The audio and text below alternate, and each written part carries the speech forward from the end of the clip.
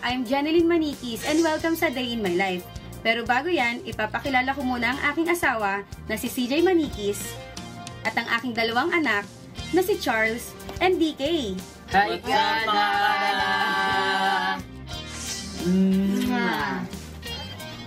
Kadalasan, ang una kong ginagawa sa umaga ay i-check ang mga messages sa aming barangay official page dahil ako ang BPIO at ang admin nito. At kahit walang pasok ngayon, maaga pa din akong magsasaing para anumang oras na magising sila ay pwede na silang kumain. Habang naghihintay magising ang mga bata, nakaugalian na naming mag-asawa na maupo at pag-usapan ang mga bagay-bagay dahil naniniwala ako na importante ang komunikasyon sa isang relasyon.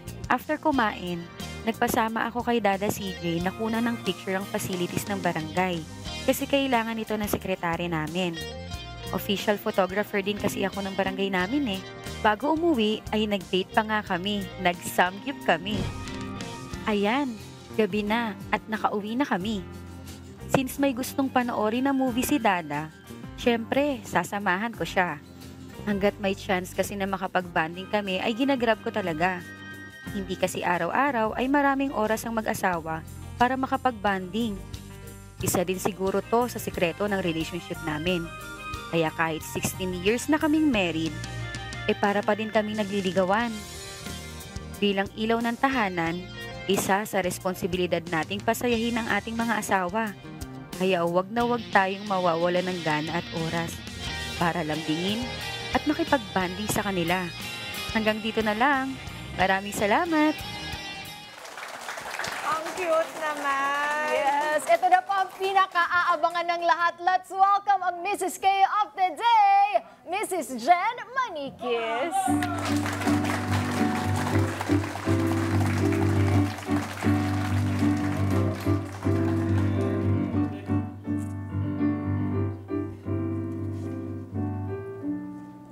Ang ganda ni Mrs. Maniquis. Yes! Hi, Jen! Hello po, magandang umaga po sa lahat. Oo, magandang umaga rin sa'yo. Kailan mo nabalitaan na ni-nominate ka na ng mister mong si CJ?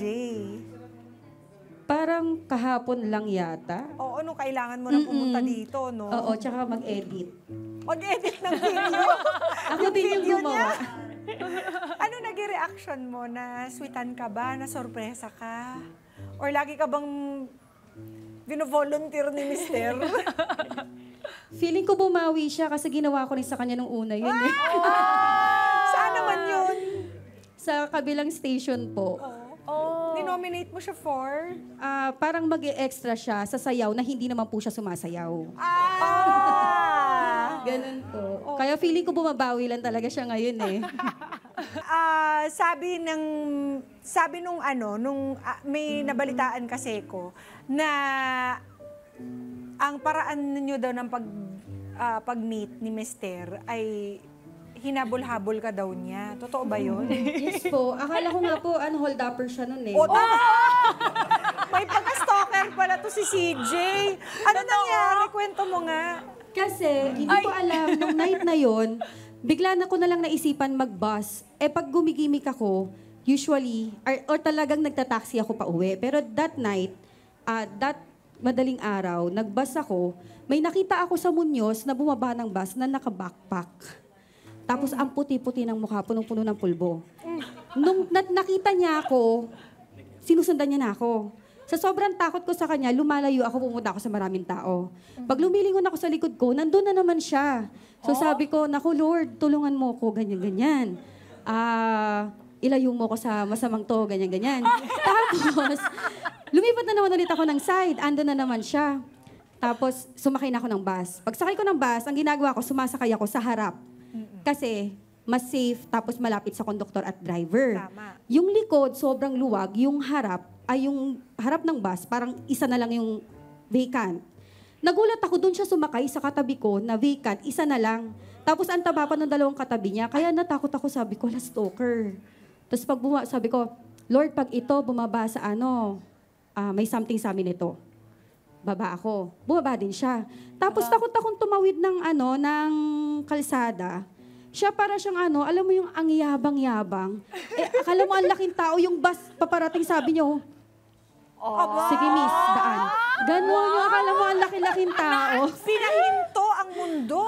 Tapos, Para ikay makatawid. tapos mga 3 signs na pag ito kumaliwa, pagkasabay ito ko tong kumaliwa, may something sa kaliwa.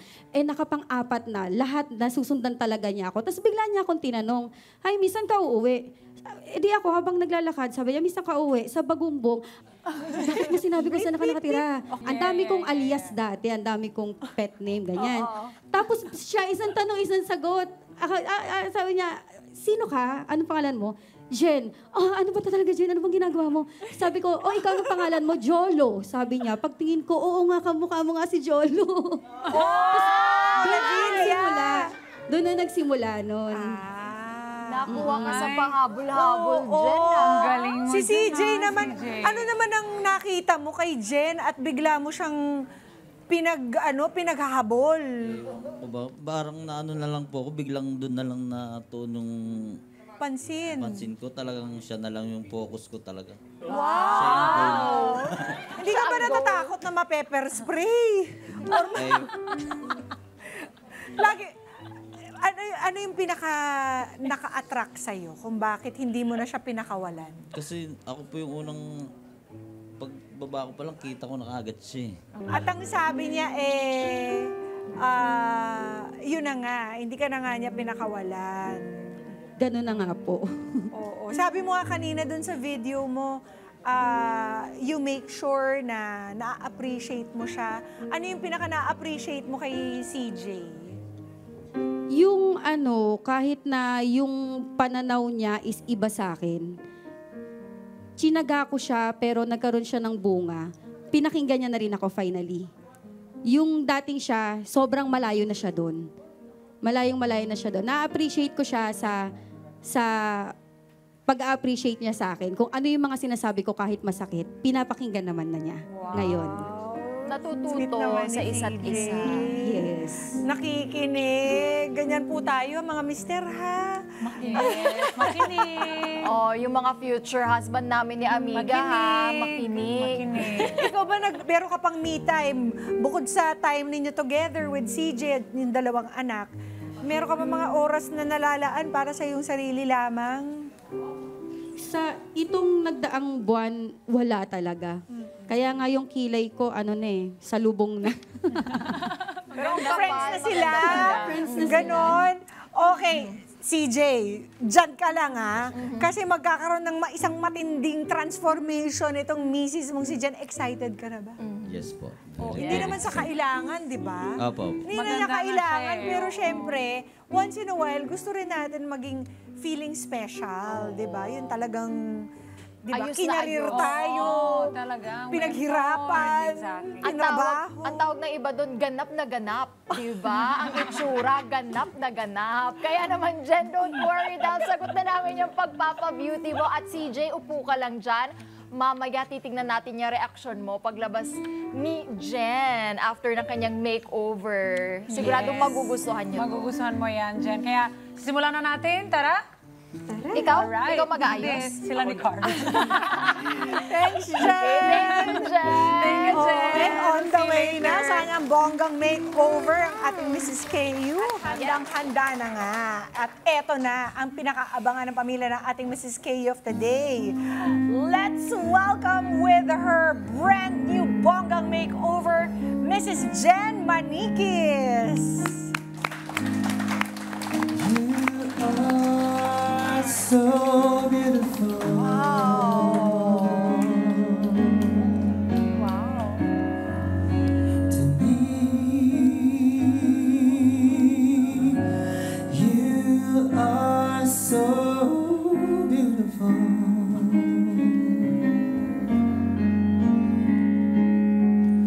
To me.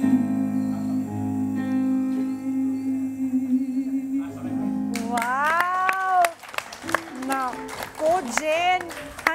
na bang hindi ka tantanan ni CJ? Baka kung saan-saan kanyang kung saan-saan Habulin. sundan yan. Anong masasabi mo? Nagustuhan mo ba? Oo, parang ngayon ko nga lang siya na-experience eh. Kasi parang huling ganito, dalagan-dalaga pa ako. As in talagang batang-bata pa ako noon. Tapos nagulat ako, pwede pa pala. Oo naman, Jen. Kahit mami ka na, kahit Oo wife ka na. naman. Kailangan lang talaga natin maglaan ng kaunting oras para sa ating mga sarili. Ang ganda mo. Thank you. Lalo. Thank you. Diba? Ano naman masasabi ni CJ? Halika nga, CJ. Gulat na gulat po pero Sige, gusto ko nang umuwi kami. Wag muna. Sabi ko sa'yo, baka Saan mo ba i-date? Date muna po yun para exciting. Kasi Friday ngayon. Hindi kayo kumakain sa labas, restaurant, Kumakain naman po ganyan. sa ano po. Kaya lang kasama Iniiwasan na kasi lumulobo na eh. Ayun lang, diet na. Kaya makaluto na lang ni Mrs. Oo. Ano na lamang masasabi mo kay Jen, CJ? Sobrang gumanda pa siya lalo. Pero kahit anong mangyari, hindi ako magsasawa sa iyong kagandahan. nakita mo yung tingin niya. Amiga. At ikaw naman, CJ, dahil na-experience mo na kung paano magkaroon ng konting oras para sa sarili, para alagaan ng sarili, ano gusto mong sabihin kay CJ? Pa, bigyan mo naman ako ng me time. Baka naman. Siguro kapag dapat sinasabi ko kasi sa'yo na minsan gusto ko mag-pamper, pumayag ka, hindi ako magpapaganda para sa ibang tao, syempre. Laging para sa'yo. Di ba? Payagan mo naman na kasi. Lagi kasi niya sinasabi, ba't magpapaganda ka pa, yung maganda ka naman na sa paningin ko. Pero pag alam hindi naman ganun. Maganda rin yung once in a while. Ano yan, Tay? Kakalag ng kambal. Sabi ni Tatay Julio, makakakambal pa ako. Oo. At para maging mas lasting pa itong nararamdaman mo, Jen, bibigyan ka pa namin ng marami pang araw na pwede ka magkaroon ng makeover, di ba? Meron tayong mga sorpresang ibibigay sa iyo na ito ay for more than just one day, di ba? Bibigyan namin kayo ng free date ni Mister, unang-una. Yes. Kaya tanggapin niyo po ang day tour voucher for 2. Ay, bawal dali ng mga Junakis. For 2 lamang po sa Forest Crest Nature Hotel and Resort sa Nasugbu, Batangas. Saktong-sakto para sa inyong weekend outing. Maraming salamat po. Thank you so much po. Dagdagan pa natin yan. Meron kayo matatanggap Daddy, na kalma. free lash lift gift certificate worth 2,499 by True Beauty International. O, diba? Galing! Para woke up like this na si Mrs. Diba? Thank you so much. At hindi pa natatapos dyan ang sorpresa namin sa'yo dahil may gift voucher ka worth 1,000 pesos. Kayo ni Mister mula sa David Salon. Pwede magpa-pamper together. Si Mister at si Mrs. Thank you po. Jen, anong Diba? masasabi mo? Maraming salamat po sa Kada sa oportunidad na binigay sa akin ngayon. Na-realize ko na may igaganda pa pala ako. At the same time, may mas igaganda pa dahil sa mga to. So, thank you so much. Thank you so salamat. much, Jen. CJ, maraming salamat sa pag-nominate ng Mrs. mo, ha? Maraming salamat din po sa kada. At sana bumalik kayo dahil magkakaroon tayo ng grand finals ng Mrs. K. Jen, sumali ka dun Jen. Next month na yan.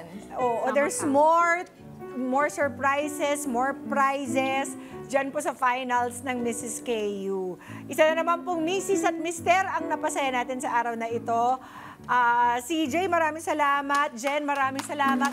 At sa mga Mister, ano bang hinihintay ninyo? Keep on nominating ang inyong mga beautying Mrs. at malay nyo, sa susunod, Mrs. nyo na ang maging Mrs. KU namin dito sa Kada Umaga. Yes. Mga Kanet 25, this is Pia Guanyo Mago. For more Kada Umaga updates, please click the subscribe button and follow us on Net25 social media pages at Net25 TV and at Net25 Entertainment Facebook page. See you guys. Bye!